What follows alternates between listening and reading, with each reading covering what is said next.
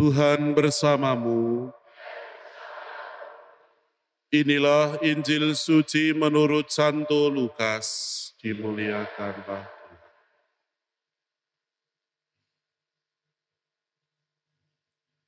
Ketika itu beberapa orang berbicara tentang bait Allah dan mengagumi bangunan yang dihiasi dengan batu indah dan berbagai macam barang persembahan.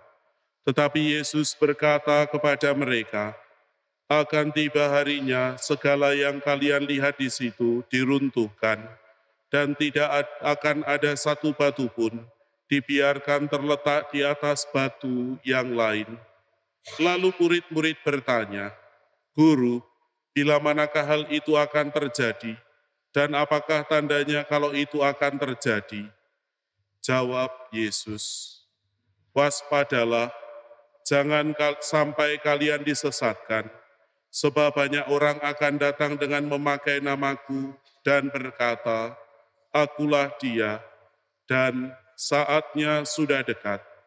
Janganlah kalian mengikuti mereka, dan bila kalian mendengar kabar tentang perang dan pemberontakan, janganlah kalian terkejut, sebab semuanya itu harus terjadi dahulu, tetapi itu tidak berarti kesudahannya akan segera datang. Kemudian Yesus berkata kepada mereka, bangsa akan bangkit melawan bangsa, dan kerajaan melawan kerajaan. Akan terjadi gempa bumi yang dahsyat, dan di berbagai tempat akan ada penyakit sampar dan kelaparan. Dan akan terjadi juga hal-hal yang mengejutkan, dan tanda-tanda yang dahsyat dari langit. Demikianlah sabda Tuhan.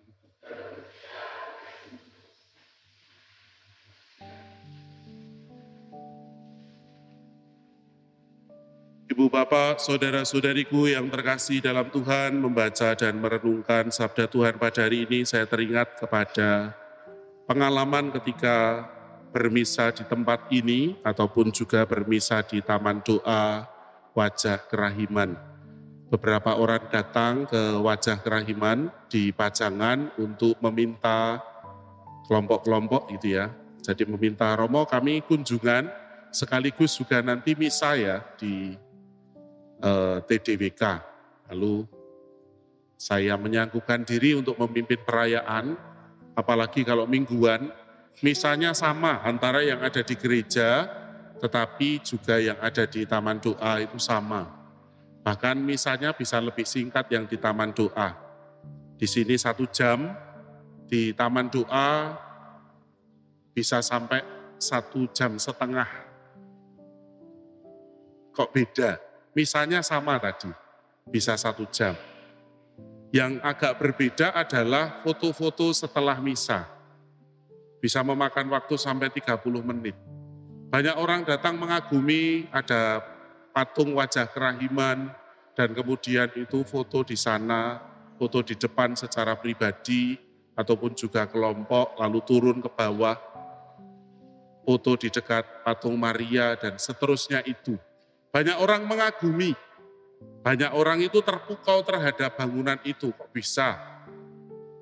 Di Pajangan ada patung yang sedemikian besar, wajah Yesus yang sedemikian besar, dan dilihat dari manapun pandangan kita itu akhirnya membantu kita untuk menghayati Yesus yang merengkuh, Yesus yang dekat, dan wajahnya itu begitu mengerti keluh kesah dan juga pergulatan kita. Banyak orang lupa bahwa di situ pun Wajah Kerahiman itu juga bukan hanya dibuat oleh orang Katolik, tetapi lebih-lebih patung itu dibuat oleh seorang Muslim yang sudah tiada, yang sudah meninggal, salah satu perupa dari Bantul. Ketika melihat keindahan yang ada di bait suci atau bait Allah, banyak orang Yahudi juga terkagum-kagum. Banyak orang-orang Yahudi itu berbicara dan mengagumi bangunan dengan batu-batu yang indah dan berbagai macam barang persembahan. Lalu menjadi lupa bahwa segala sesuatu itu sifatnya sementara, dan pada akhirnya harus kembali pada pribadi Allah yang menjadikan segala sesuatu, termasuk pembangunan bait suci dan segala yang ada di bumi ini dapat terjadi. Arsitek yang utama segala sesuatu yang indah dalam kehidupan ini hanyalah Tuhan Allah sendiri. Dan Yesus dengan menyampaikan segala macam perumpamaan pada hari ini mengingatkan kita semua, yang ada di bumi sifatnya sementara. Mari kita bersama-sama berjuang untuk kehidupan yang akan datang. Ketika Tuhan Yesus datang untuk kedua kalinya, untuk menjemput kita semua.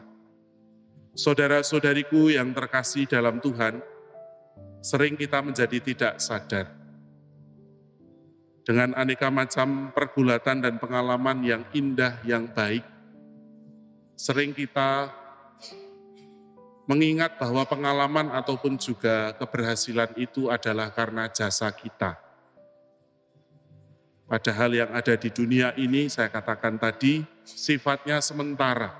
Dan tentu perlulah kita mengingat keindahan, keberhasilan, kesuksesan yang kita dapatkan, semuanya karena belas kasih dan karena berkat dari Tuhan.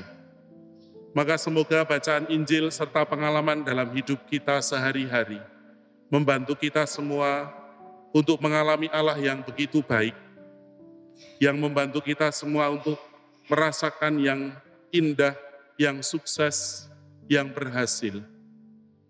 Dan marilah kita mengingat jasa besarnya dalam kehidupan kita, sehingga membantu kita untuk bersyukur.